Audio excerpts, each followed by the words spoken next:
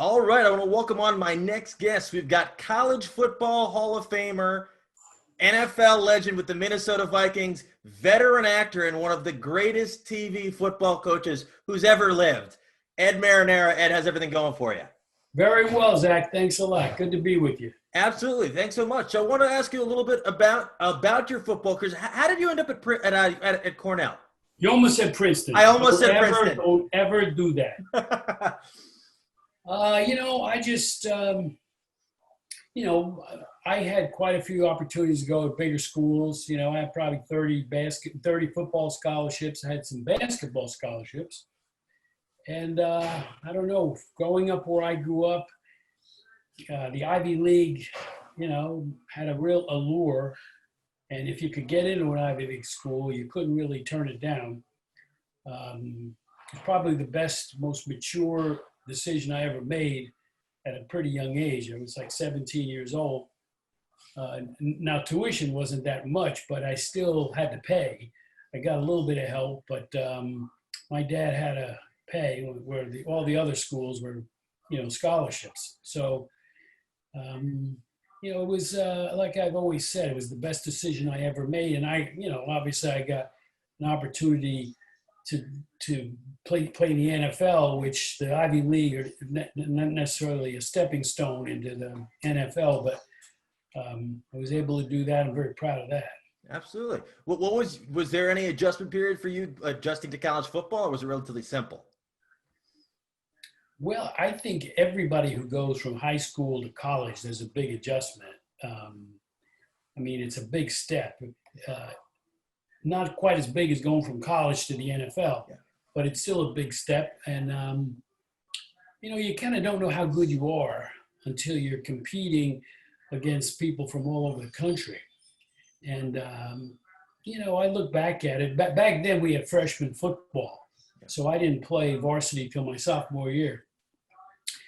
And I think that was a good thing. I was sort of sad to see them change that rule, because I think every kid needs 1 year to adjust to being in college.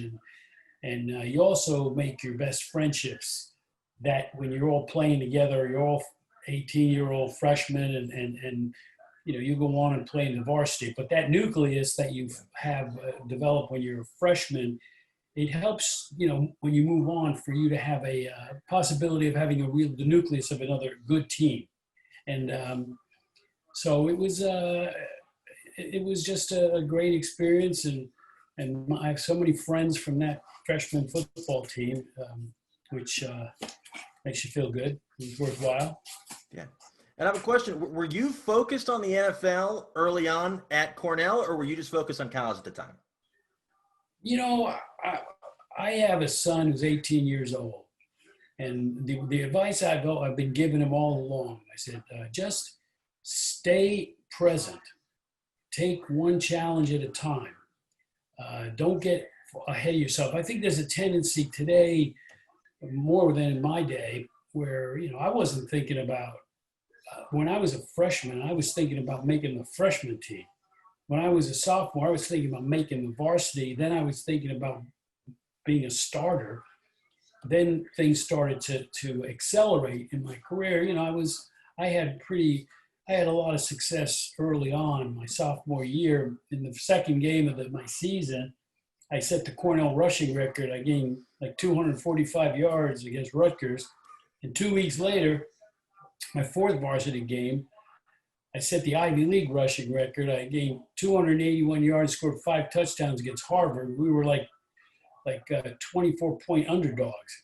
And I just kind of burst on the scene, which was pretty overwhelming at the time, because I never expected to have that kind of success so early. The offense was really suited for my running style. They changed the offense that year, not because of me, but they just wanted to do something different. They put us in an I formation. I was probably 8 yards behind the line of scrimmage in a 2-point stance, and they just give me the ball and I would run where I wanted to. I had a great offensive line, and I just did better every year. So I didn't start thinking about the NFL until they started thinking about me. I was, again, when you're 19-year-old sophomore in college and you're getting all these headlines, you got to focus on the task at hand, and that was staying healthy and having a good college career. And I couldn't leave college to go to the NFL until I graduated, because that was it wasn't early. They weren't drafting underclassmen back then. So, I knew I had 4 years, and I wouldn't trade it for anything. And I got the best of two worlds. I got to play at a great university, an academic university, and I got to play in 2 Super Bowls in the NFL. So, I have a question. What's it like to balance an Ivy League academic schedule while also being the biggest focal point on the football team? Well, you have to cheat. And I'm kidding. You kind of just do it. I can't even remember. I mean, obviously, I've only played one sport. So once football season was over, I focused on my, what I had to do. I wasn't like a dean's list guy, but I'm proud that I graduated. Yeah. And that again, that's one of my great things I'm really proud of. I got my diploma, which was special, and I'm very close to Cornell University, Cornell football to this day. So it's I look back at my life now, and as I said, it's one of the great things I'm most proud of, that I graduated from an Ivy League school and was an athlete there. Yeah. So, I have a question. Did you ever? I know the years are probably different. Did you ever meet Bill Nye? I know he went there. No, you mean the science guy? Yeah. Well, I know who he is, but I never really. No, I never did meet him. Interesting. There's several famous Cornell guys. Oh, yeah. I'd like to think I'm up there in the top 100. Absolutely. I think you're gonna say, they called me and said, "Hey, we got a young, scrawny slot receiver. We want you to talk to him a little bit." Like, no, I don't think so. Now, that's interesting. And then, so what was your draft process like? It wasn't anything like it is today. I mean, I was sitting in my apartment in Ithaca, and I got a call from Jim Finks, who was the general manager of the Vikings, and said, "Welcome to Minnesota." And that was it. And that was the last place I wanted to go. My first image was in the old NFL highlights, they would show a blow torches melting the field before the game. So that was not my idea of where I was going to spend my pro career. I was thinking the LA Rams, or the Giants, or the Miami Dolphins, or someplace warm and cool and sexy, and Minneapolis. Although it turned out to be a great. Of course. It was great. I have so many great memories. People were great. I had a great coach. I played in 2 Super Bowls, even though we lost. It was something that I look back at with a certain amount of pride. Yeah. I have a question. So, matching up against the Purple People Eaters in practice, do you think that made you a better football player? Yeah, for sure. I mean, the one thing about Bud Grant was that we never really practiced against each other full speed. Rarely did we have contact, even during training camp. And he was very much ahead of his time when it came to that. We would, during training camp, we practiced maybe the last drill of the day. We do goal line, short yardage stuff, but we never all out hit. We had an inter squad scrimmage, which was pretty live. We did one of those, and by the time a lot of teams they beat the hell out of these guys during training camp, and by the time the first game comes around, they've lost a lot of their enthusiasm, where we were just really hungry to really get after it. So and he was pretty good about that. But I just played against some of the great defensive players in NFL history with that Viking team. Yeah. Which defensive player gave you the most trouble? They all gave me trouble. I mean, again, I played in that era. We played that great Steeler team in the Super Bowl, Mean Joe Green and Ernie Holmes and L.C. Greenwood and Jack Lambert. Played against that great Miami team, that no-name defense with Bonaconte. And yeah, they were at that time. It was different. It was becoming like a transitional time when I was there. 72. It was the end of one era and the beginning of another.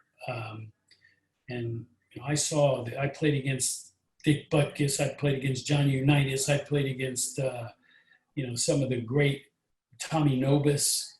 And then in a flash, I was playing against this new generation of bigger, faster, stronger guys. It was pretty intense. Absolutely. I have a question.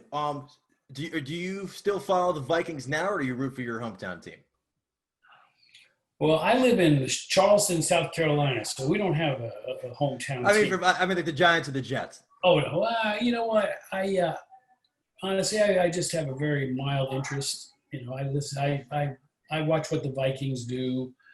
You can imagine. There's no real connection anymore to, any of those coaches, players, owners. Who's your tech guy?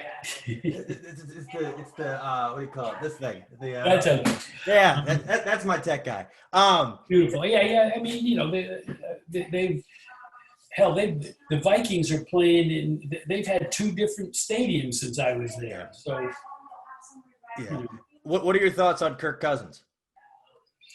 I just heard, to be honest, somebody just asked me that today, and they said they're 0-3. I had no idea they were 0-3. I mean, I haven't gotten into football right now. I usually don't get into it until the games start to mean something. You could be 0-5 and still get in the playoffs. So it's a real long season.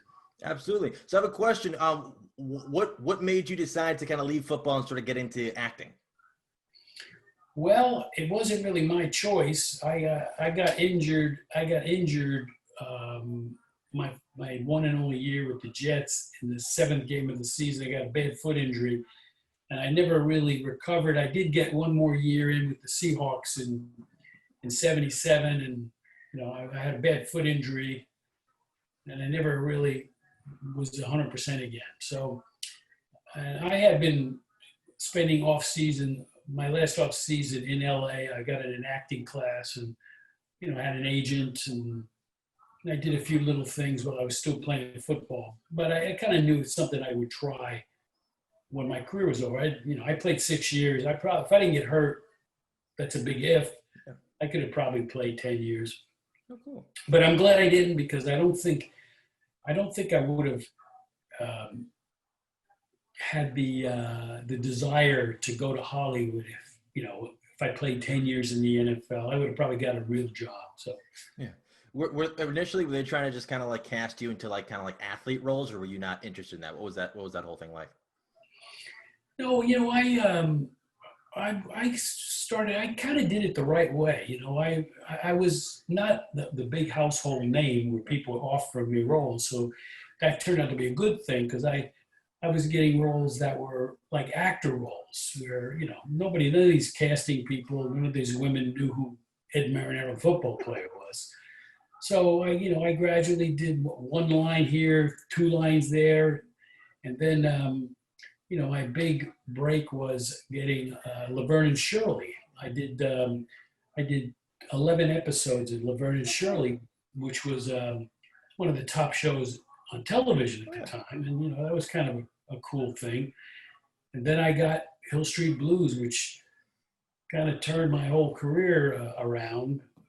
I was, the biggest break I could have gotten, because it was such a very highly acclaimed show, a very innovative, new type of show. And I was lucky, because that gave me a credibility that I probably didn't deserve as an actor, but I was working with all these other great actors, and we've been doing it for a long time. So it was that was fun. And it really was probably the most important event in my acting career.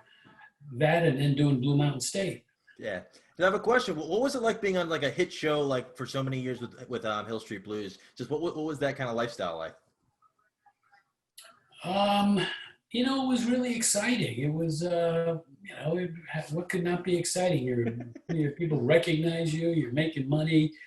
You're popular. You get invited to a bunch of places for free, and people give you stuff.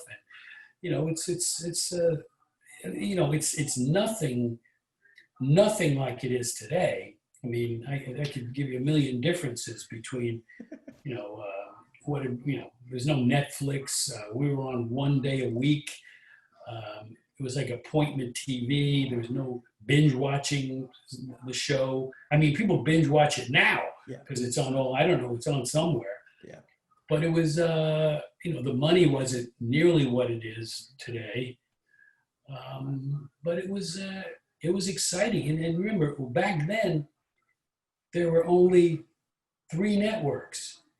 It was before even Fox came out. And if you weren't watching Hill Street Blues Thursday night at 10 o'clock, you had 2 other options and then your local news. That's wild. So that's kind of hard to imagine. I mean, for you guys, thinking about, you got 3,000 channels now. More. We have more. 3. Well, Yeah. it's already changed.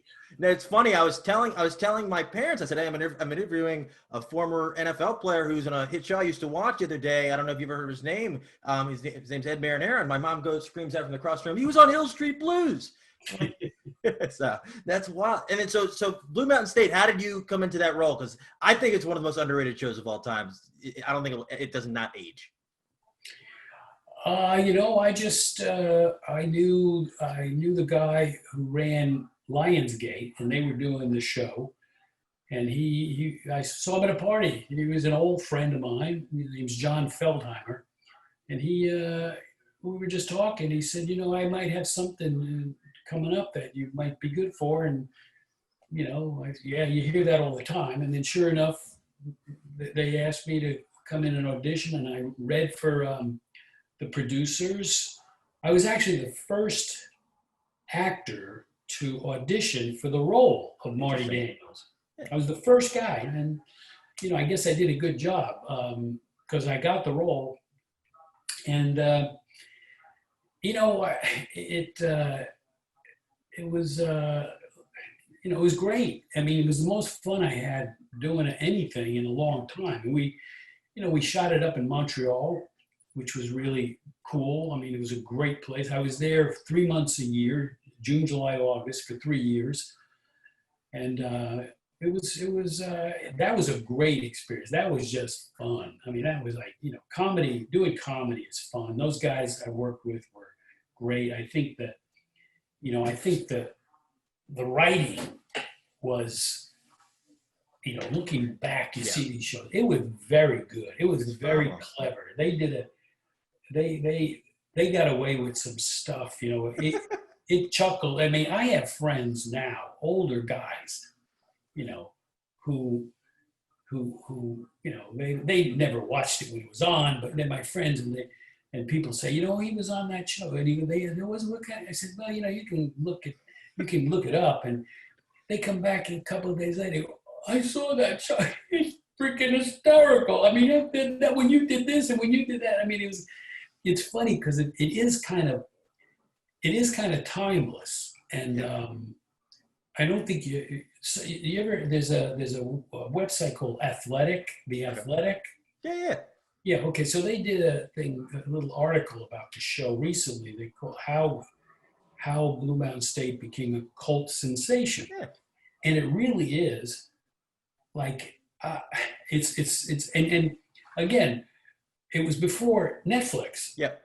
So it was on Tuesday night at 9:30 or whatever, and then when it got canceled, we did the movie, and then it went to Netflix. So it was introduced to a whole new audience of young kids who didn't watch. My son is 18, but when we were doing the show, he was like, he was 8, 9 years old, and now all his friends are seeing the show for the first time, and their parents probably don't know they're watching it, but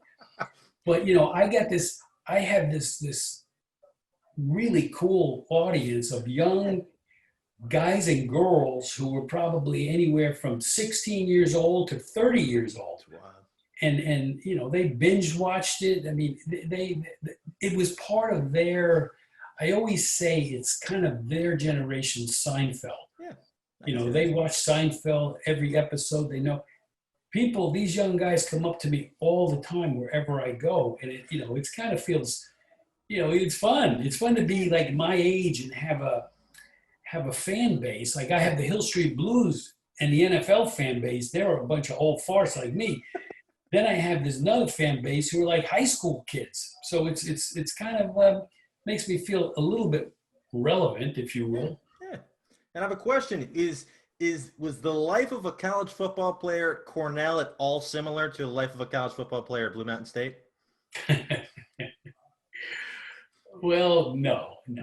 I mean, for several reasons, but you know, where Blue Mountain State was like, they were a powerhouse. You know, we were national champions, and Cornell was like an Ivy League school. Half the kids didn't even go to the games. You know, when I was there, we had really good crowd, but typically, you know, you get 3,000 or 4,000 people going to the games, and you know, so that was different. But you know, we had our own little world. You know, the Ivy League was very competitive within itself.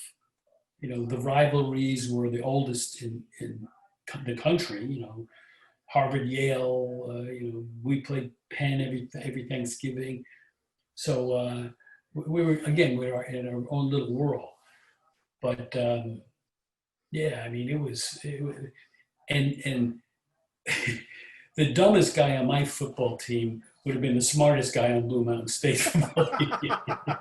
I have a question. So, like, I think Thad Castle's one of the most iconic characters. And what were those read-throughs like? Because I don't know how you guys could keep your stuff together without bursting into laughter. Well, that's what sort of made it fun. And Thad, Alan Ritchson, he made that character what it was. I mean, his interpretation, you know, he did a great job. Yeah. You know, a lot of times you see something on paper and the actor elevates the material, and he did that. That's why it was a breakout role. It was a great role, and he was not afraid to look stupid and dumb, and he's really a very bright guy. Yeah. But he did a great job, and it was a big part. Yeah, obviously the people related to that character more than almost any, and you know, but Darren Brooks played the quarterback. That was a great role, and he did a great job, and all the supporting people. It was you know, we caught lightning in a bottle, if you will, and I think the reason why it didn't get renewed again, because they were talking about bringing it back.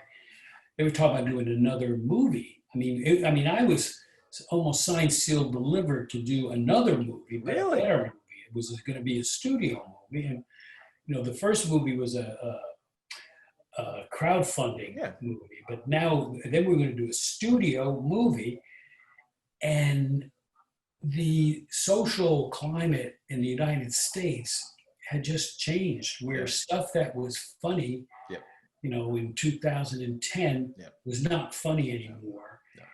We basically, as a country, I think we've lost our sense of humor. We can't laugh at ourselves. We can't laugh at parodies.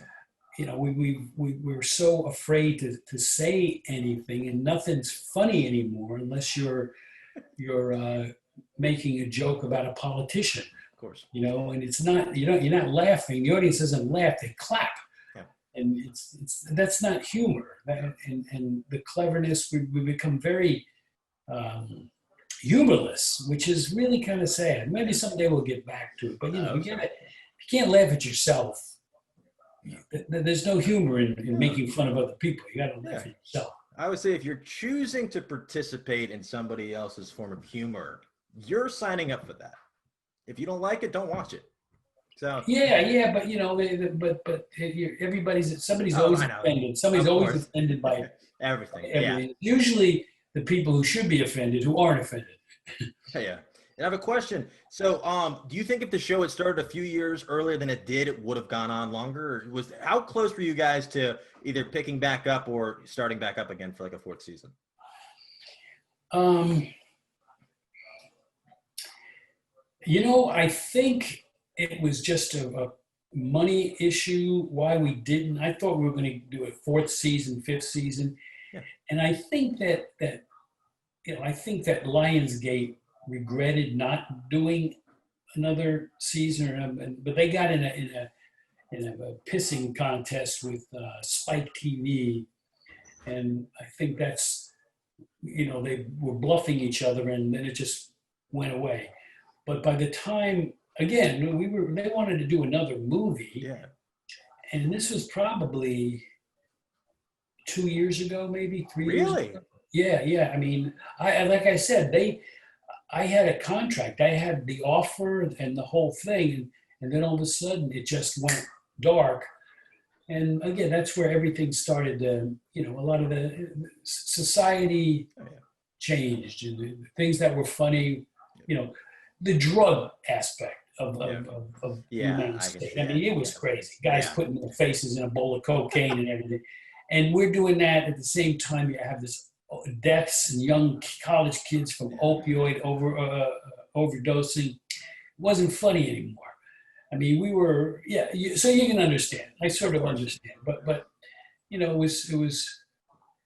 was too bad. I wanted to get my character just, kind of do a spin-off with Marty Daniels, awesome, which I think would be, in the new world, which would be funny. But they don't want to do that. They don't want to give up the character to me. So, but who knows? Yeah. I have a question. What's like an iconic moment from the show that was ad-libbed and wasn't written in that you kind of stands out to you?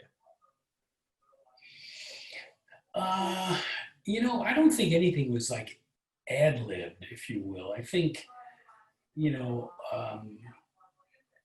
it was really what made a lot of the things so funny was the performance. Yeah. It was on the page, but you make it funny, and then obviously, Bad was just his facial expressions and his screaming, and I mean that was, I guess it could be ad-lib, but he brought something really funny and crazy and believable at the same time. Yeah.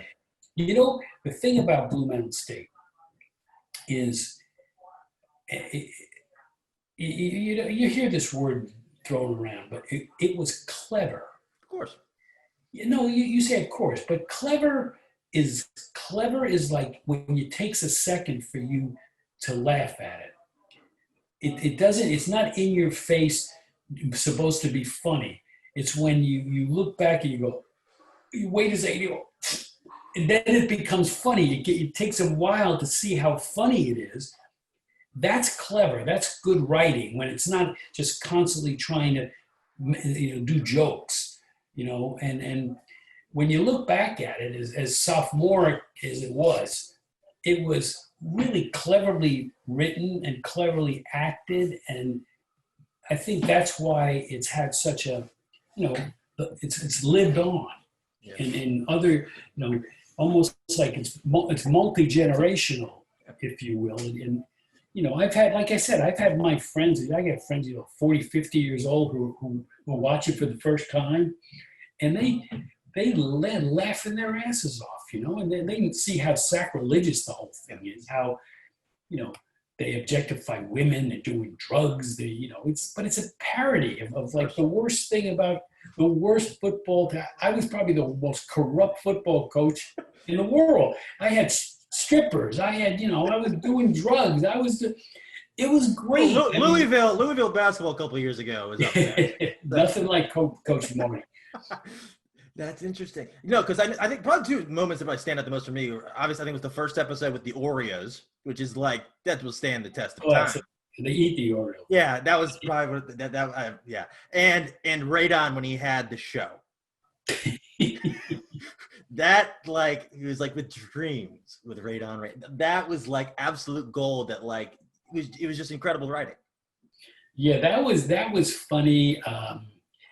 what was funny is, this was a while ago, but we had the episode, the dick flicks, the dick pic, where Okay, yeah. I took a picture and I thought I was sending it to my wife, and I sent it to one of the players. I sent it to Harmon, the kicker.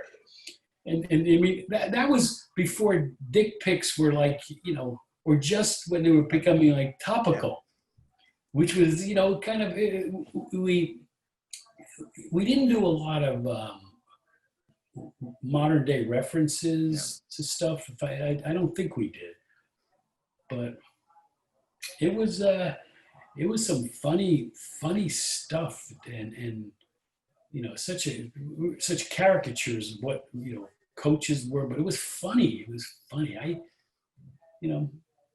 It's hard to say I was proud of my work because it was some really sleazy stuff. It's a Mount Rushmore show to a lot of people. You know what? Again, I see these guys come up to me and they're like they're gushing. They freak out. Their hearts start. They want pictures with me, and they're going, I can't believe I met. I go, waiters in restaurants. They like freak out. They freak out, and I never thought that this show or my character would affect people, like a generation, a younger generation. Yeah. And I'm like, I'm an old guy, and I got these young guys who think I'm the coolest thing in the world. Have you ever talked to Bill Belichick? Like, hey, I know what you're going through. No, I don't think that a lot of football coaches who have admitted to watching this show, but I'm sure they have. They have. Everyone has. Did you apply? Did they ask you for input to make the football and the coaching seem more believable based on what you experienced at Cornell and the NFL? Yeah. They asked me questions about stuff, and I would say, with the practice. Remember, there's not a lot of football because there's practice stuff. Yeah. So I would say, they wouldn't do that or this, they wouldn't do that. Try this, So I was a bit of a technical advisor at times. And they actually put some stuff in that about me, Ed Marinaro, but they applied them to Marty Daniels. There was one scene where we're recruiting Radon, and I give him a championship ring, and that was actually my Super Bowl ring. Really? In the scene, you can't tell, but I used my Super Bowl ring to. Unreal. That's wild. That's incredible. And I just have one last question for you. What was it like getting inducted into the College Football Hall of Fame?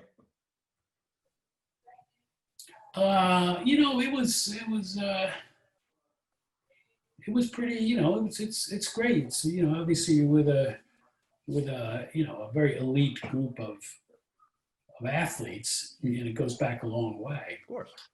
I'll tell you what I'm really proud of. That when this past year, the 150-year anniversary of college football, and I was picked as one of the top 150 players of all time. Oh, cool. That's awesome. Which was ESPN did a poll or whatever. And so that was kind of, that was cool. That was cool. Very flattered, to be recognized at this stage in my life. Yeah. Did you think Alex Moran would be a good backup for the Vikings or no?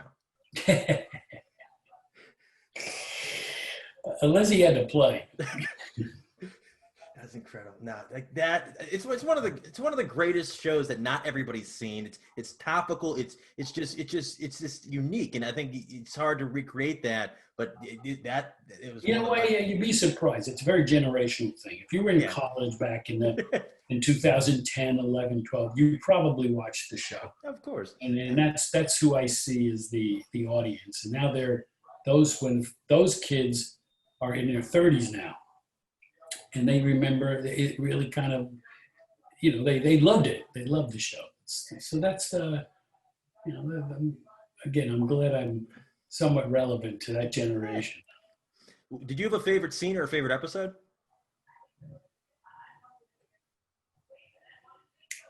Any of the shows where I got to kiss Denise Richards, that was my favorite. I had a feeling you were going to say that. Yeah, that's No, she was great, actually. She was great to work with. She was very game and fun, and everybody was fun. We had a good time. It was a really good time.